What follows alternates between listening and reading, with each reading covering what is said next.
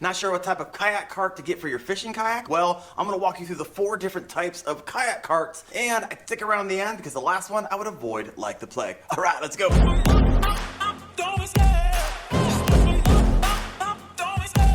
Hey guys, my name's Daren. I've been fishing for 30 years and specializing in kayak fishing since 2018. And this channel exists to help kayak anglers across the nation level up their skills, grow in their knowledge, and achieve their goals as kayak anglers. And if that's you, I'd love to invite you into the community. Hit that sub and you're in. All right, first you got your cradle. And this is really simple. You just take your kayak, place it on top of this cradle with wheels, and you're good to go. So the issue with cradle carts is a lot of times that these have a tendency to be made out of plastic on the cheaper end. They're not inexpensive either. We're talking about $100. And the weight capacities are pretty low as well, around 125 to 150 pounds. Now, with some of us, a lot of our roto-molded polyethylene fishing kayak can run anywhere from 65 pounds bare to 150 to 250 pounds fully loaded. So those cradle carts may simply just break on you, or they won't work as designed because your kayak is too heavy. All right, the next style cart we have is the double rail cart. This one is the Kona cart by Blue Dot Outfitters, and these are extremely popular style because of the weight capacity. I've never seen one made out of plastic. They're always metal. This one's made out of aluminum and has a weight capacity of 450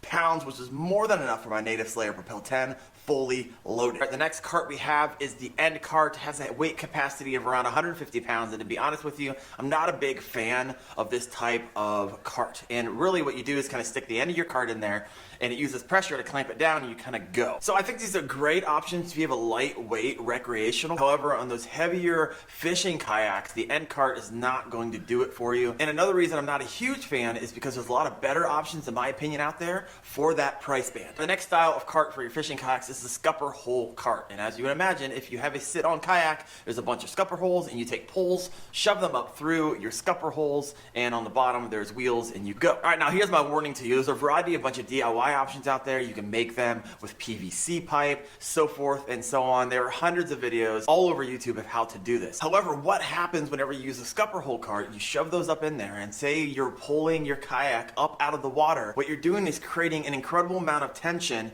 and torsion on the inside of your scupper where it wasn't designed to have that torsion and tension, and what you're going to end up with is potentially a crack or a leak. So unless your kayak brand is one that specifically sells scupper hole carts and it's engineered and designed to withstand that pressure, I know Hobie is one of those, I would not do this. Now, I recently had to fix a crack in my kayak, and it was out in the open. It was still a pain in the rear.